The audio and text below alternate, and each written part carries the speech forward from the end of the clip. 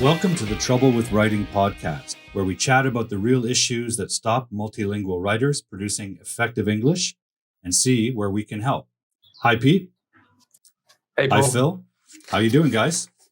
Hey, doing good, thanks. How you doing? Yeah, all well here, thanks. I'm back in the UK this month, and then I'll be back to Spain. But yeah, all great with me. What about yourselves? Everything's cool? Everything's cool. I've been doing a lot of reading lately. And actually, I want to share with our viewers, just the other day, I received copies of two of Philip's works. And I've begun reading this one, 15 Brief Moments in Time, which is already, I can tell you, it's fantastic. And I'm not saying that because Philip's a friend. I'm saying that because I'm a pretty avid reader and a pretty experienced reader. And this is amazing stuff. And really the kind of stuff I love to read. Prior to that, I was reading this. Pete, if you could pronounce the name, Mario Vargas Llosa. Yeah, I used to read a lot. It's a fantastic novel. Yeah, it's a fantastic novel. I believe it's one of his newer ones. I want to say 2013. I read it once when I first picked it up and then began rereading it in the summer because the first line of the first chapter is, "That was a fabulous summer," period. I love that opening line for its simplicity and its power. Yeah, it's a good hook. So I wanted to, it's a great hook. It's just so simple, but it's so evocative and engaging. So I began reading again this summer, that novel, but I can't find it. This is just the cover. Yeah. Pete, what have you been reading? Yeah, so I haven't got anything to hold up that's like quite so attractive because it's just a Kindle. But, I'm reading a novel by Agatha Christie. And wait, I'll just get it up here. Best-selling novelist of all time, I believe. Yeah, exactly. Yeah. This one's called Peril at End House. And I've almost finished it. And yes, it's actually, I had someone say that Agatha Christie is a great example of hypnotic writing. And I really agree with that because, you just, when you get in, it's very easy to get into her stuff. And then you just you can't put it down. It's a real page turner. So yeah, I think she was a genius. What do you think of Agatha Christie film adaptations? Yeah, I enjoy them. Have you seen many of the film adaptations? Yeah, I've not seen I love them too. The latest one. Have you seen that one? The latest one is it Murder on the Orient Express? Death on the Nile or Murder on the Nile, isn't it? That's the latest one. Yeah, you're right. Yeah. And it is a remake. I haven't seen that one, but I saw the original. I think it was made in the 1980s. I saw that just a few months ago. I do like them. Yeah. I would How say about you, that, Phil? I mean, then usually I get a bit annoyed about films being remade constantly. Like, don't have any new stories. But I actually don't mind. Agatha Christie is always TV adaptations and like new films. So I don't know. I think each generation gets a sort of new version of famous characters like Poirot. So yeah, that was cool. I saw John Malkovich play Poirot in a recent one, and it was a bit different, and it was interesting. Her work is almost like Shakespearean standards that can be interpreted. And that's an amazing segue, Paul, to this book that I'm reading, Hamnet, which is a historical fiction novel by Maggie O'Farrell, and it's about the time of Shakespeare and actually the family of Shakespeare. I'm only part way into it, but it's pretty exciting so far. And I also have this, which I bought recently, Amy Hempel. She's a famous, well, I don't know, is she famous? She's a short fiction author from the States, New York, I think, but really looking forward to that because it's not that easy to find collections of short fiction in bookshops. And as you know, that's my jam. So it's great. So when you can finally get hold of one, or, especially as I live in Spain, I can't always get less popular books in English. I was actually having a conversation yesterday with my wife about the death of the bookstore and the rise of Amazon. And I have to confess, although I, since I was a child, have loved both libraries and bookstores, I was an early adopter of Amazon because I felt the bookstores were letting me down. I actually live very close to a neighborhood with 3 or 4 bookstores. And I would just go and hang out there almost nightly after dinner. And I just found that titles that I had become aware of were just never around, never available. But they were so readily available once online shopping appeared, and I just started buying all my books online. So not that I want to celebrate the crushing of the little guy, but I don't know. I don't know how to feel about it. There is I miss bookstores. Well, I mean, I think independent bookstores are having a bit of a resurgence in the UK after Amazon did kill off a lot of them. But there's actually a website called Bookshop. I think it's bookshop.com and bookshop.co.uk. And that was set up to try and not compete on price, but offer part of the money that is earned and give that back to independent bookstores. So you can actually select a store that's near you. And when you buy online, a small part of the profit goes to the stores. So that's quite a cool idea. That's very cool. I'm not sure if it's in Canada. I know there's one in the States and the UK. That's a great idea. For me, the bookshops were always about browsing. You go there, maybe you're looking for one title, but the visual browsing, it's like the old record shops, right? You would just discover by browsing the product that was there. And I always found myself encouraged to try, in the case of music, artists I had never heard of, or in the case of bookshops, authors I'd never heard of, or titles I'd never heard of, but they appear in front of me, intriguing cover, into the bag. And I think that's lost in online shopping. Online shopping is great for searching for a specific title, but I do miss the browsing. Yeah. I think this is where you get possibly like what I mean. People are talking a lot about the metaverse. So this is possibly like what they want to start to bring back, like experiences, but online. So the moment, like you say, probably it's never going to be the same. Right? So if it's online, however sophisticated the metaverse may be, it's never going to be the same as actually in real life. But I think that is probably what they're trying to simulate, so that we get back those experiences that you're talking about. Mm-hmm. Without the tactile element. I don't know. I still love touching books or touching records, for that matter. Yeah. All right. Hey, so what are we talking about today? Well, guys, how about we talk about vocabulary today? Yeah, pretty think about vocabulary? Important topic. Pretty important topic for all kinds of writers, right? Mm-hmm. I think as long as we're just discussing, written words, written language, vocabulary has to be talked about, right? For sure. Do you want to kick us off? Yeah, sure. Particularly because I work a lot with academic writers, whether they're university students or post-high school students preparing for university, or even university professors who write in non-English native speakers. For them, vocabulary is an essential consideration. And I suppose I could characterize the importance of vocabulary in academic writing in conjunction with what I talked about in our last podcast about style. One of the features of academic writing that warrants attention to vocabulary is the need for specificity.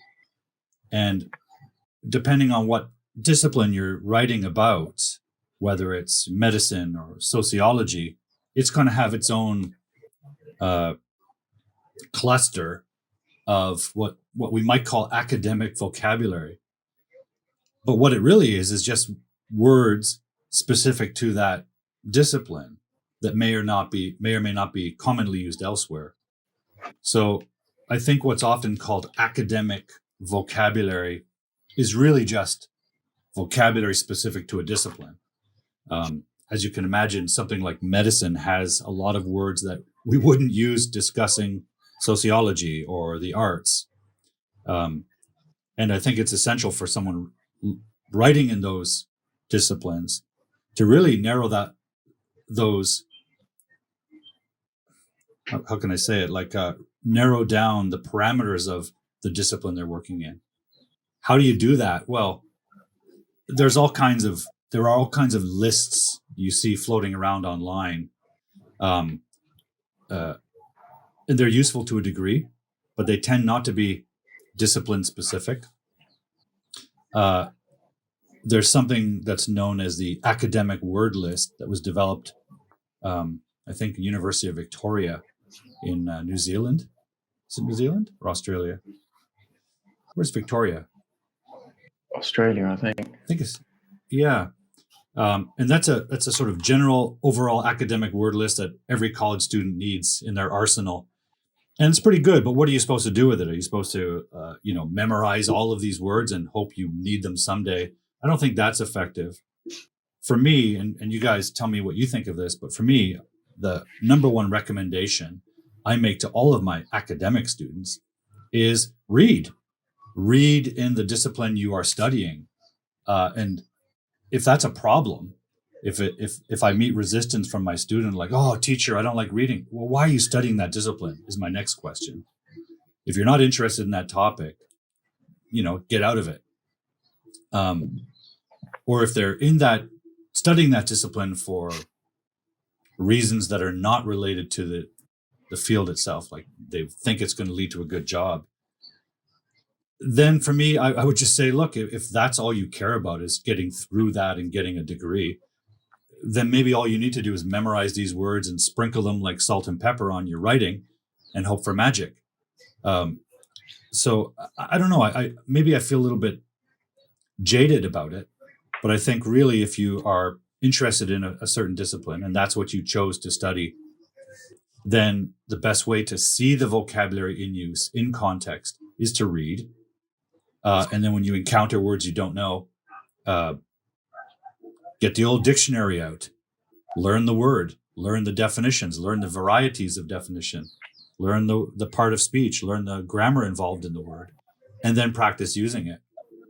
So for me, working with academic writers, the key is to read within that discipline and identify words that are new and adopt them, assuming they're writing in that discipline. So there's a need for specificity, and that ends up being what we call academic words. But I don't necessarily think those words are like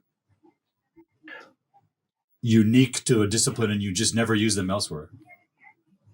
Yeah, go ahead, Phil. The question I wondered, obviously, scientists should be reading. We often hear that advice. I just wondered, if you could go a bit deeper, what should these academic students be doing when they're reading? Are there any particular tasks or things they should be looking for? Yeah, it's a great question. Trying to find new words. Yeah, I think the best reading is active reading. I've even done that when I've worked on my own writing or even my own creative writing, is identifying turns of phrase or figurative use that I really thought was fantastic, and extracting it from the reading I'm doing and making a little list and examining what about that phrase was interesting to me and trying to deconstruct it, not to imitate it or copy it, but to understand why it had that effect on me. Similarly, with academic writing, I would encourage my student to be active about it and to keep a journal going. Not a list of words to memorize necessarily, but actively identifying while they read words that are within that discipline because they're reading a text about that topic. But when they encounter words that are new to them, identifying them, and refer to the dictionary, but I want to be more active than that. I also recommend physically writing it, even more than typing it, because I do think, and my own experience as a student, this is what I did with transcribing a word in pen in a notebook or something with the definition and the word part of speech that physically engages you with that word. And I think that's better for memory. It's better for developing a connection and affinity with that word, which I hope leads to being able to use it because the recall is there. The physicalization of your relationship to that word is there. So I'm a big fan of note-taking and active reading. So having a notepad beside you when you're studying that book and going through the reading. Also highlighting, if it's a school book, highlighting passages or keywords. I've done that in my own study, but I also found that highlighting left the words sort of intellectual and less physical. So part of developing vocabulary is remembering the damn word in the first place. So I would encourage them to highlight it, yes, but pull it out, get it in your hand, and write it in a journal, write it in a notebook, and have a dictionary. I'm a big fan of dictionaries. Big fan of dictionaries, physical dictionaries. Have one on your desk. Look up the word. And by the way, I don't have my dictionary handy, but I always tell my students the same thing.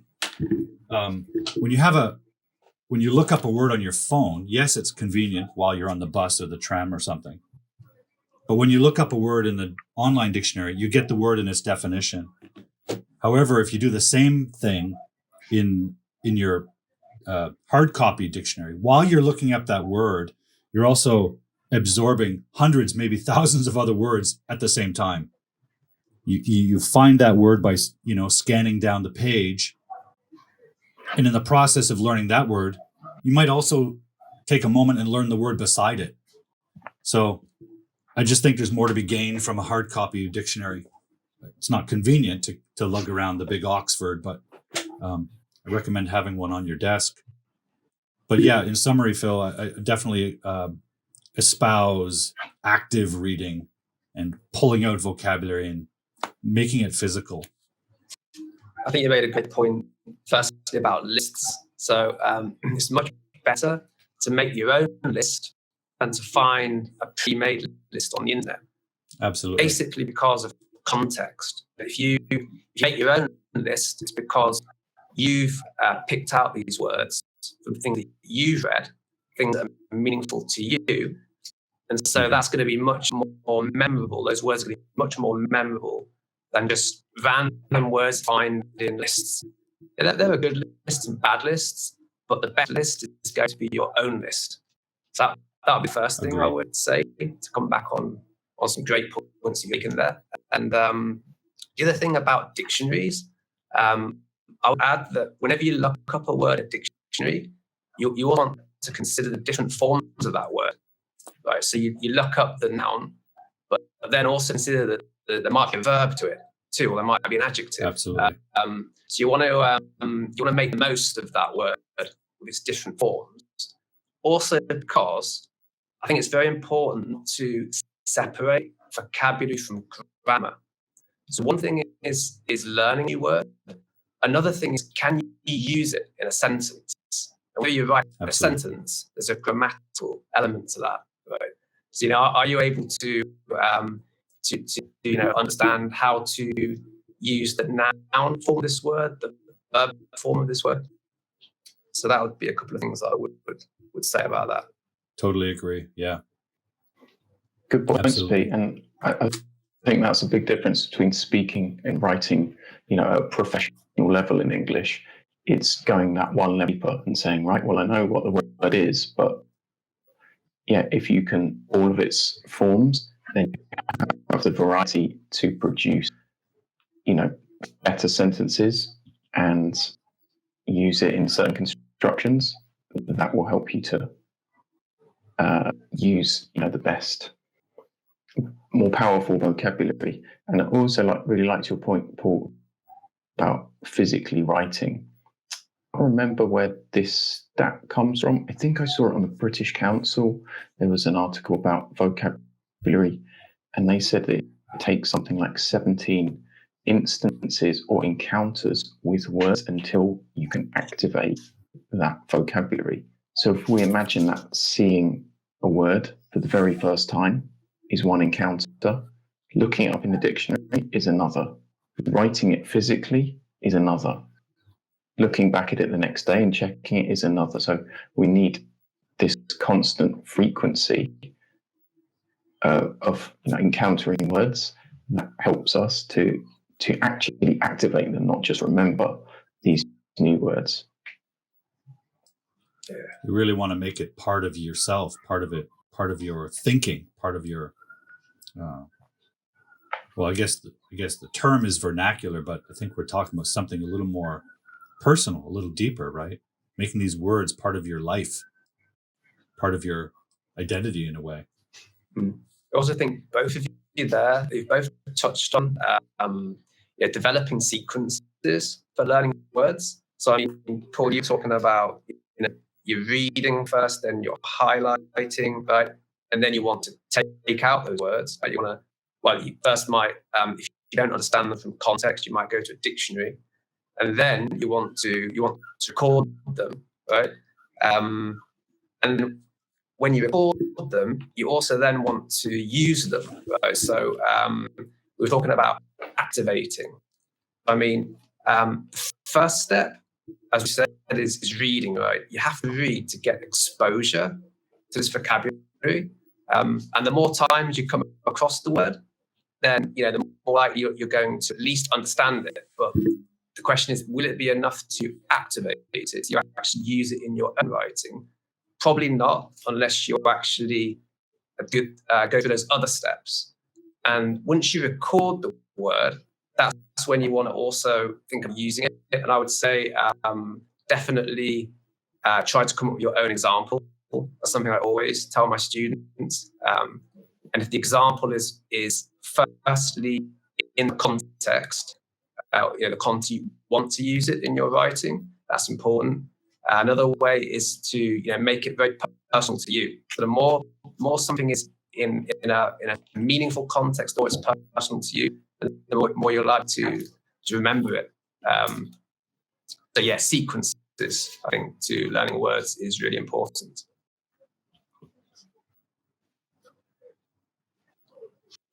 Really interesting. I feel like this is something that wasn't taught in my education. I don't know about you guys. Even just the way to encounter words and acquire them and use them wasn't something that's really a joy when I'm learning a foreign language or in my first language. So I don't know. What do you guys think about that? Definitely, yeah. I think it's because in traditional education, you go back to school, there's a lot of spoon feeding going on, right? And learners are not, students are not taught enough to become independent learners. There's not enough learner training, and learner training is so powerful because how much can you can have English lessons every day, right? But how long are you going to be dependent on your teacher, right? How much time, how much money are you going to invest in lessons? Are you going to do it the whole of your life? Or are you going to have fewer lessons, maybe less time in those lessons, but you learn really valuable life tools that you can always use? And I think that should be the ultimate aim of education, should be to empower people to be lifelong independent learners. I think that's a great point, Pete. And you mentioned the idea of time. I think the three of us, correct me if I'm wrong, but I think the three of us share a passion for reading. We just held up books that we've been reading, which probably started when we were children. Am I wrong? Were you guys active readers as children? I Definitely. imagine so. I would say it took a little bit of a pause maybe after university because it gets a bit much. Sure. But big reader, yeah. And I think what happens for us is that maybe we take for granted the sheer scale of the exposure we've had in our lives to English vocabulary through the reading experience we've had. We've had a long time to absorb words through reading, through listening. You know, the 17 instances you're talking about, we get those very quickly because we have so much exposure in our native countries. We may read a word, look it up in the dictionary, and then start noticing it in the subsequent days. You know how that thing works where I had this experience with my sister who works in law and she's brilliant. Sometimes I'll pop a word on her and she'll go, oh, I've never heard that word. And then after that day, she'll hear it 1,000 times because she's now primed to notice it. And I think what happens in our experiences as native speakers is we get so much exposure. Those 17 instances occur intrinsically, and we have the benefit of time. But what happens for our non-native English speaking clients and customers and students is they don't have time. They haven't had the breadth of exposure that we have to vocabulary through reading and listening, and for that matter, seeing the word in our cultures. So we have to find systems and techniques to expedite their exposure actively. And so I often hear from my students, how can I learn vocabulary quickly? And I'll caution them and say, look, okay, I know that time is against you because you're trying to get through university or get prepared for it or get a promotion in your work, and you want this vocabulary at your disposal expediently. However, if you want to do it quickly, you're going to have to get very active. You're going to have to be very conscious of studying it. You're going to have to get your 17 instances on your own by sheer force of will and self-discipline. And sometimes they don't want to hear that. I'm always cautious of students seeking the magic formula. Wave the Harry Potter stick and you have a magnificent vocabulary. I can't offer that. So whereas we've had the benefit of the long-term exposure and accumulation of our vocabulary experience and using it and getting feedback from our parents and our teachers and our culture. We get feedback, for example, if we're using a vocabulary word, if we're using a word inaccurately, and then suddenly we walk down the street and see it used accurately in an advertisement, well, we adjust our behavior, and no one told us to do that. So we're getting feedback within our culture. But our students, they don't have that time or that exposure. So we have to expedite that with them, and they have to do the work.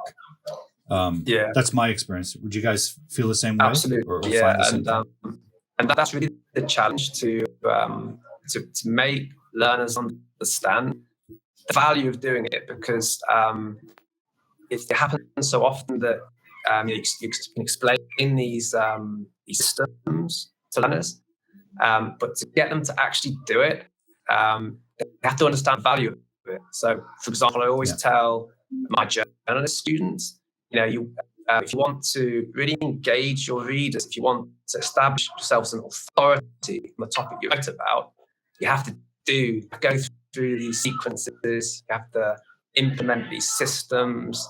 And so as long as they understand the value, that's when they'll do it. And I was going to actually ask you both. Just what type of vocabulary building strategies do you learn when it comes to the recording and the using stage? So I'm pretty sure Phil also uses spreadsheets like I do.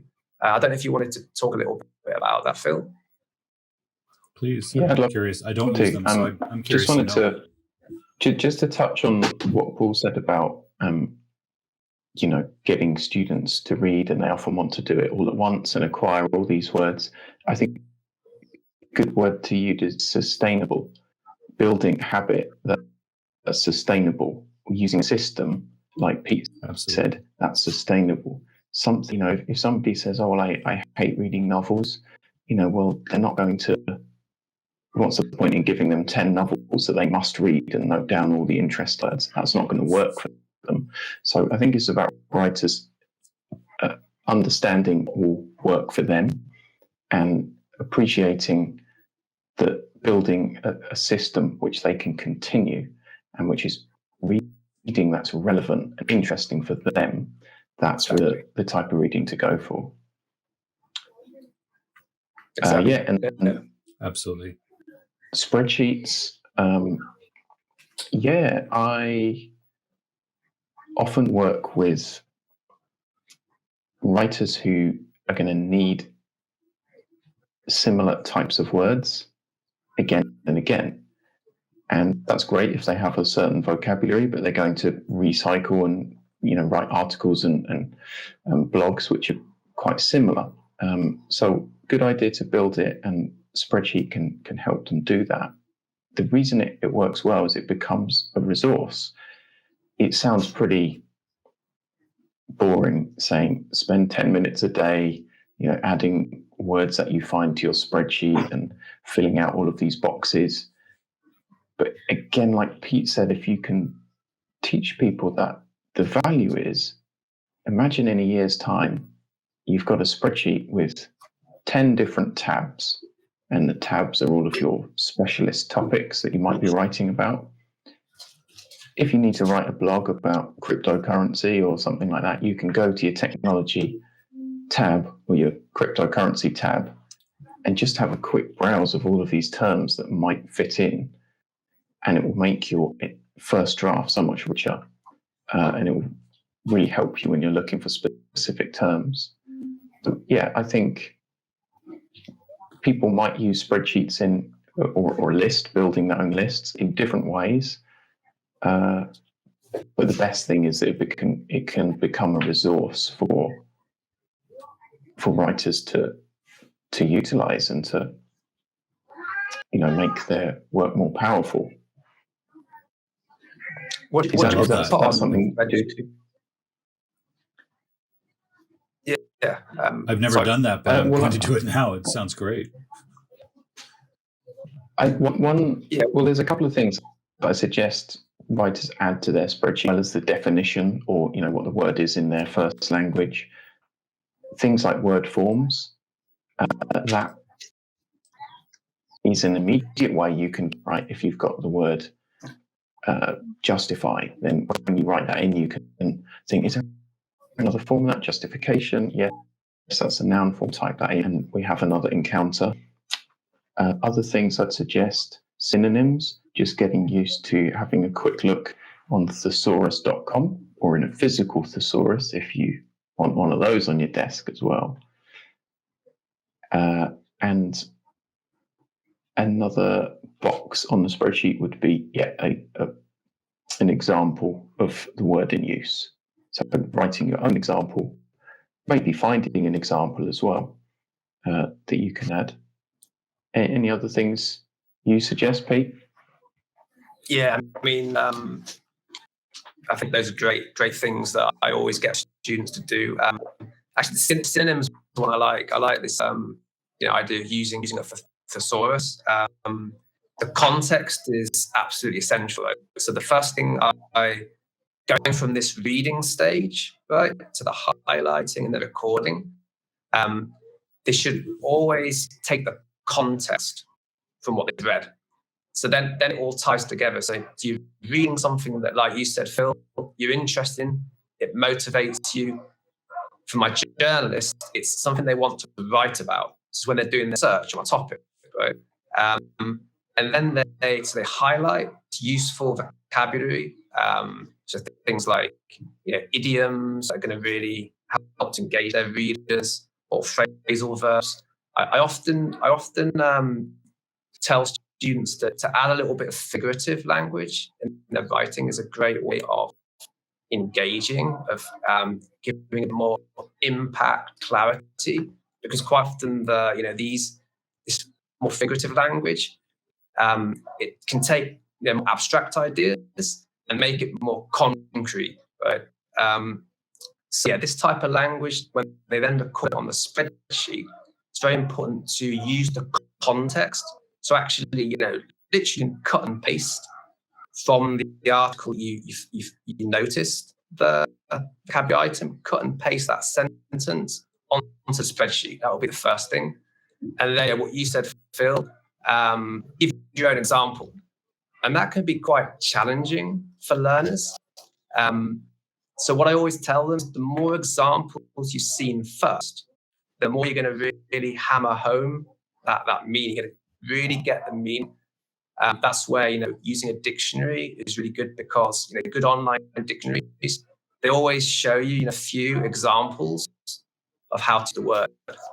So once you've seen a few examples, you're going to be more able to write your own example on the spreadsheet, which, as I said before, should be something that is really personal to you, or is very firmly in the context of what you want to write about. And yeah, the thing about the word forms, I would definitely always add those. So you have, for example, the column at the end with the target word. So if it's a noun, then also write the verb if it's a verb. Yeah, definitely. Yeah, that's crucial. And you get more mileage, so to speak, out of that. You look up one word and you get 3 or 4 in some cases, or at least 2. Now you have your vocabulary is expanding. I have a question for you guys. How can I put it? What role do you see, if any, with your non-native English speaking clients and students for translation? For example, translation devices are on their computer. What are the pros and cons involved with that? Or do you recommend it? Do you not recommend it? What's your take on that? That's a great question. Pete, what do you think? So if it's learning vocabulary, I would say that the translation can complement, but it should never be the main thing. So I think that the context, as I said from the article, where I found the word. Also, I would also add the definition in English. Right? I think those are more important. Going through the process of looking at different examples, because you get the meaning from the more examples you see of the use of the word, the more you get the meaning. And I think all that is more valuable. But then if you want to really reinforce it just with a translation to your own language, if that helps you, then yeah, I tell students, that's fine to do. But it shouldn't be the main thing. It should only be to complement the other steps, I would say. What do you think, Phil? Yeah, I agree. I think maybe translation's slightly different. It can help you in terms of time and reinforce, like Pete said. I think overall AI is really helpful and it's great. I think there's a bit of a misconception that it's replacing something. It's replacing our need to know something or our need to understand it. And the learning that students or other people can get is sometimes secondary. So if you use AI, for example, I work with a lot of content writers and they use AI to identify if their language is simple and effective. And these apps might, things like Hemingway app, might highlight a word and say, there's a simpler version of this. This word is too complex. That's very useful. It's also dangerous if you take all of those suggestions without actually understanding the why behind it. So if learners can use AI translation and other software to question its suggestions as well as accepting them, then I think it's really useful. And it's something that it can be a bit ultramed, I think, with a lot of teachers saying, don't use Google Translate, it's evil and it will get everything wrong. It is improving all the time. I think the important thing to know that it's a complement rather than a replacement for improving your vocabulary, improving your written work. Yeah, I agree. For example, I find that word reference is really useful, and actually also the bilingual part of the word reference. So what you do, this is particularly useful for phrasal verbs. So like phrasal verbs are really useful for journalists, because phrasal verbs are quite often or less formal, right? And journalists often have a more informal conversational style. Also, phrasal verbs can be figurative, which goes back to what we were saying before. That when something's figurative, it sometimes can make a more abstract idea more concrete, compares the meaning to something that's more concrete. So, for example, I noticed one just in my reading earlier. Pay off. So when this is used a lot in work or in sport, when someone has to work hard, do something, it pays off. Right? A lot of figurative language is related to money, right? Because money is something that everybody relates to, right? Because everyone has to earn a living. Right? But my point is with word reference is if you go to the bilingual, so you look at the translation, it also gives you a lot of other really useful information. So it'll tell you if a phrasal verb is separable or inseparable, right? If it's transitive or intransitive. So I mean does it have an object or not? And this is information that's really useful for learners if we go back to what we were saying before, that they have to also use the vocabulary in their writing in a sentence. So also, this more grammatical information is going to be really useful. And you can also get that from websites like Word Reference that give translations too. So I would say, combine whatever is going to help. One of the pitfalls I've noticed along those lines, Pete, is that depending on how divergent the student's language is, if their native language is Spanish or Portuguese, for example, it's not quite as divergent from English as Chinese or Japanese or Korean is. One of the challenges I've seen with my Asian students relying too heavily on the AI and too heavily on direct translation is that they might get the meaning translated well, they might not, but they often don't get the grammatical use translated well enough for them to apply it in a sentence. But one of the things I've found that they haven't been able to replicate well is cultural interpretations and connotations within a culture. So, for example, we did this experiment once in a class with an all Japanese class. And in North America, certainly, and perhaps in Europe, the word chutzpah is a very positive meaning. It means boldness and confidence. And, Steve Jobs started Apple. He showed a lot of chutzpah. Now it's used in English, but I think it's originally a Yiddish word. In North America, it's used often to say, hey, someone's, really bold and innovative and courageous. Well, when the Japanese student saw that word in a piece of reading and they translated it using their computer, it translated it in meaning, but it also translated it culturally. And within the Japanese culture, such behavior is frowned upon to some degree. Being the one who steps out of the crowd, being the one who does what no one else is willing to do. As a cultural trait, it's discouraged to a degree. So for them, it had when they translated the word, they learned a very negative connotation. And I thought that's very interesting because even if you translate the meaning accurately, it may be reinterpreted or just take on a different connotation within a culture. I'm sure it occurs with Spanish, French, Italian, Portuguese learners too, but it definitely is a danger or a hazard of translation for the Asian students. because not only is the language different, the culture is different too, the norms. Have you ever experienced anything like that?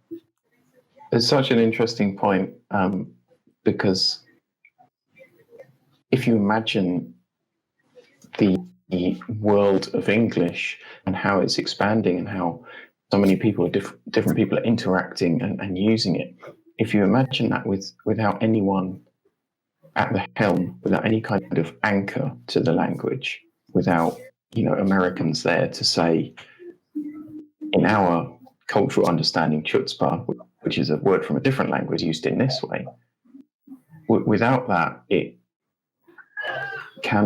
it's going to diverge and can become quite difficult for people to understand each other. So yeah, it's really interesting that you brought that up, because it's something I really love about my job is being able to be that anchor point who can bring different cultural understandings together. And it might sound silly that we're talking about this over one word, but it's such a great example of how important it is that there are still these kinds of discussions. That's my 2 cents. You both are British nationals, I believe. Let's say you're British English native speakers, and I'm a Canadian English native speaker.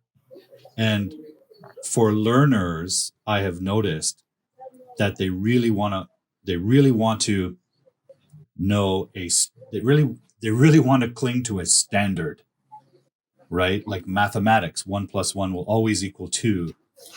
And they want to learn a standard English, but they also want to learn the divergent Englishes, the slangs, the more poetic language they hear in rap music from the US, for example.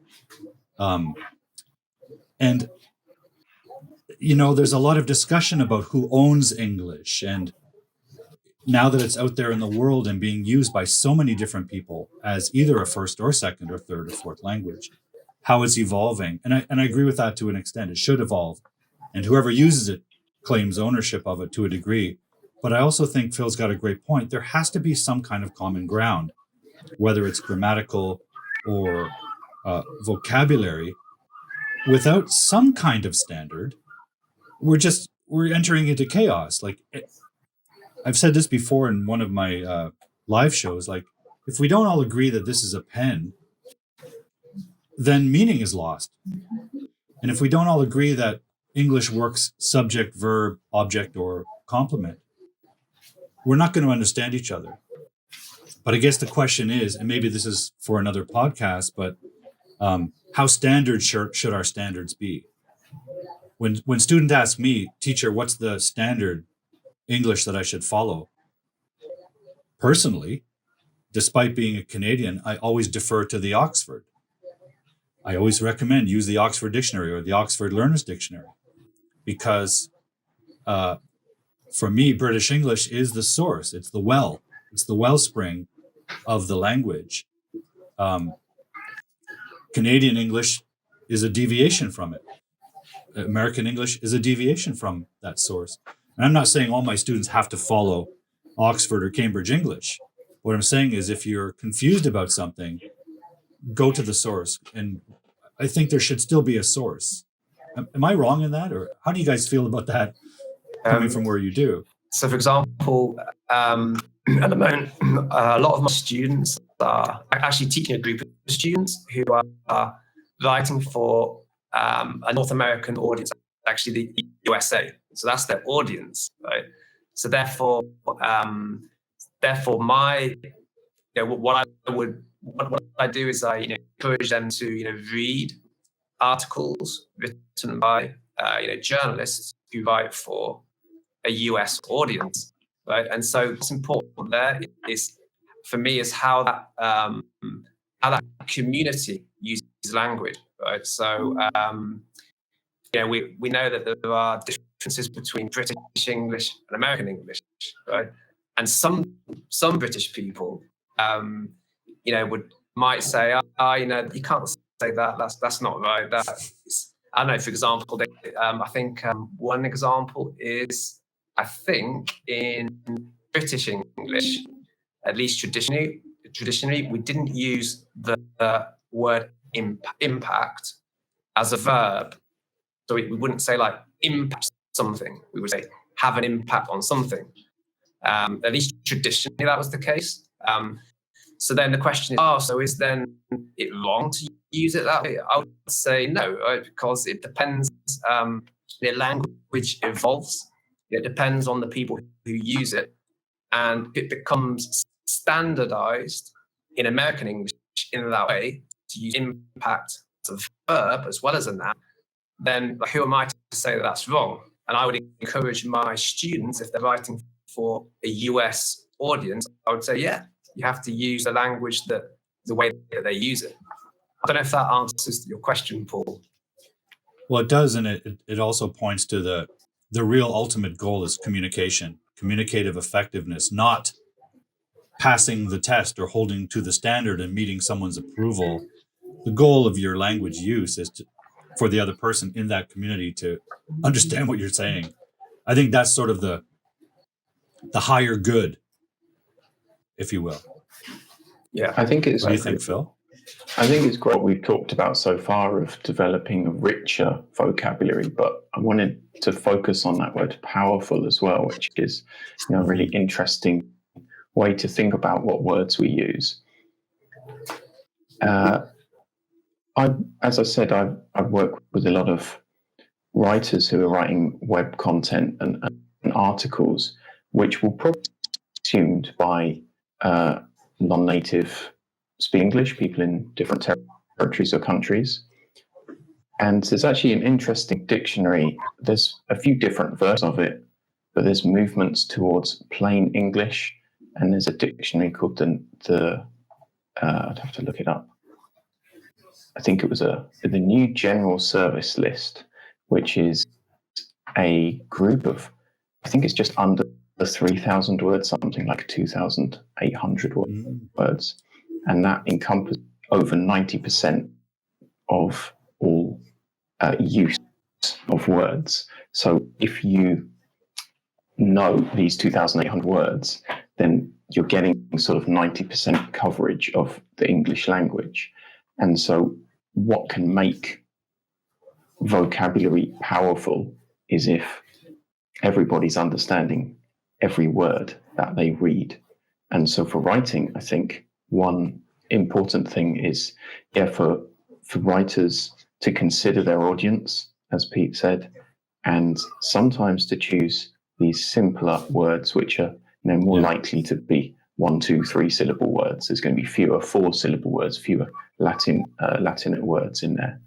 So that was something I thought was interesting to bring up and kind of aligns with the question that you were asking. Again, I'm not sure if it's a direct answer. I think so. Yeah. I think it also raises a really important takeaway that the simpler word is best because it's direct and it connects directly with the reader or the listener in that community, that audience, and facilitates powerful communication. I think when we talk about powerful vocabulary, we're talking about the word that's most effectively communicating the idea, has the power to communicate clearly. And again, if that's our higher good in terms of communication, then simpler is better. I often tell students I have a sort of rule of thumb, which is 1 word is better than 2, 2 is better than 3, and so on. So if you have a sentence construction that's a little wordy and you can find an alternative word that can reduce the number of words in that sentence, that's better. It's better for the reader or the listener in any communication because it gets their idea to them more directly and more expediently. What would your tips be, Paul, for students or writers who have found that perfect word, that simple word, but feel like they're using it too much? So they're writing an essay or a journalistic article, and they need to avoid repetition. Do you have any tips or help on that? What would you? Yeah, it's actually advise? Something I've been speaking about a lot lately because I'm I've been building an online writing course, a foundational course. And one of the topics is precisely that. One of the topics is cohesion and how to maintain cohesion, especially through a longer form piece of writing. And students are often taught, the students I've worked with often report to me that they've been taught to seek variety and avoid repetition.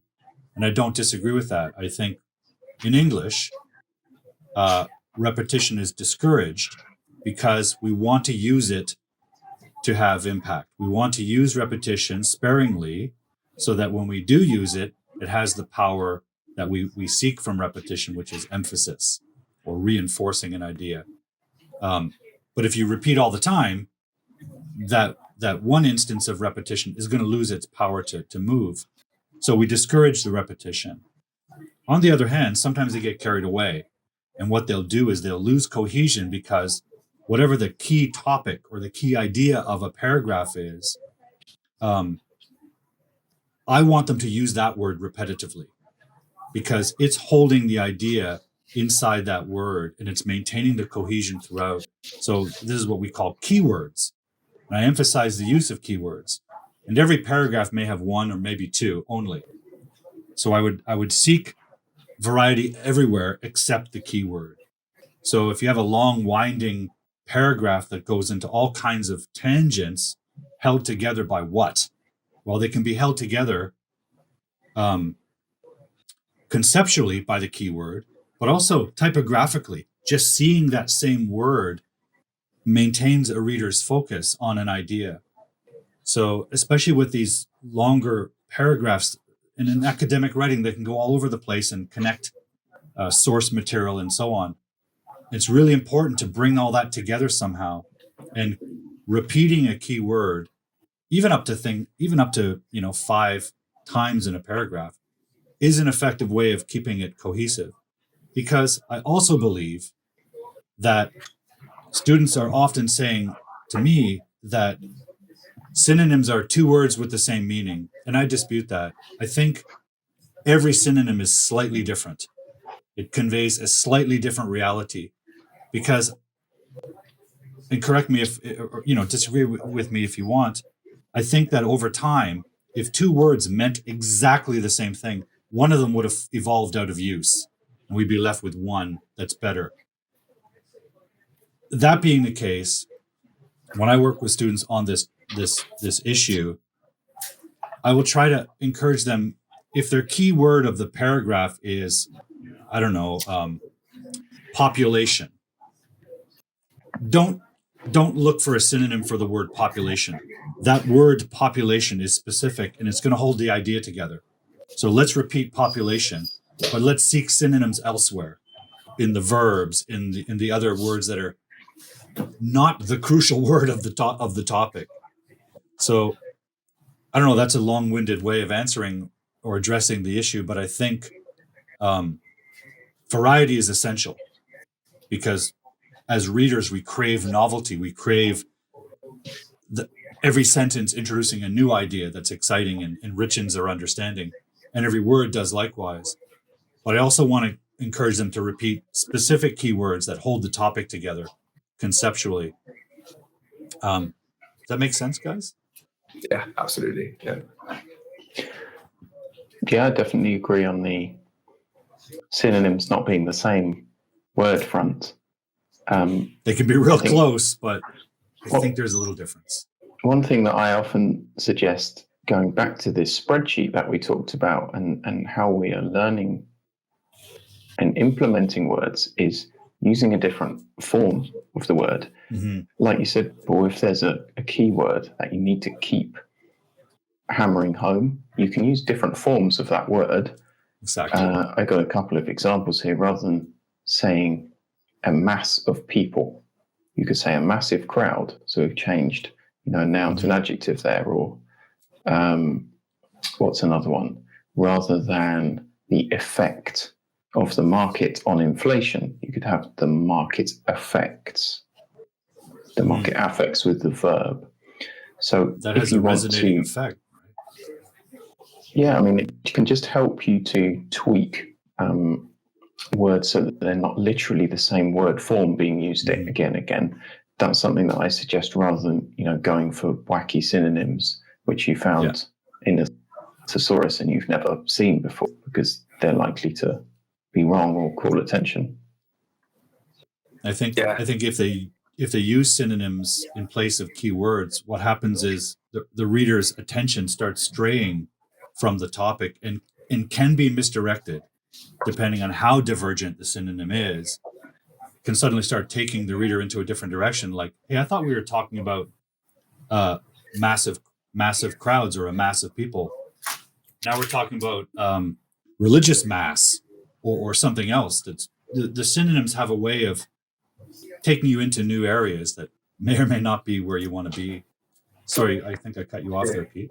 No, not at all. But just to reinforce really what you both said, that a common mistake is to think that the only way to avoid repetition, the only way to add variety is to find a synonym, and that's wrong, right? So the other way, which Phil has just talked about, is the other way of paraphrasing, right? So saying the same thing in a different way, is to use word forms. But in fact, I'd also add like a third way, which is moving a little bit away from vocabulary, but it's sentence structure. Right? So you vary the sentence structure, you vary the word forms, and you use synonyms where appropriate. There are three ways that you can avoid repetition, add variety, keep your writing interesting. Absolutely. 100%. So we have, maybe we could offer one tip. What's your takeaway point about how writers can develop a powerful vocabulary?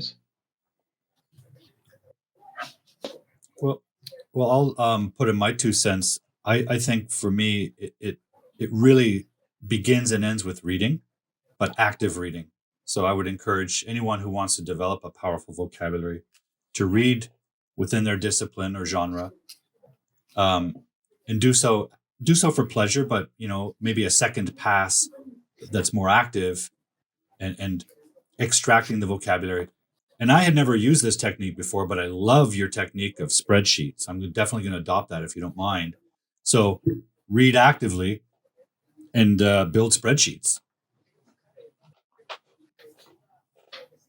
Oh, How about you, Pete? So I think my main takeaway, we've talked about so many things, so I'm just going to focus on one, which would be building vocabulary strategies. So these sequences we're talking about. So start with reading, notice, highlight, vocabulary that's going to engage your readers, going to establish yourself as an authority, and then record it. Spreadsheet, I think, is a great idea that we've talked about quite a lot today. You'd also use mind maps. So I think a mind map could be a great way to record topic vocabulary. Right? So you have an article, journalistic article on a particular topic. You can use a mind map, have like the main keyword in the middle of your mind map, and then you branch off into related, useful topic vocabulary collocations, right? And then what you can do, which takes me on the next part, is recording and organizing, is using, right? With a mind map, you can actually use it, vocabulary that you recorded there, to summarize the article. So then you're writing a summary of the article using that key vocabulary.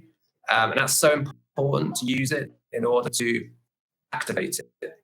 And the other way to use the vocabulary is to, you can set yourself little tasks like, okay, so in my next article that I write, I'm going to use 5 words on the topic that I've recorded on my spreadsheet.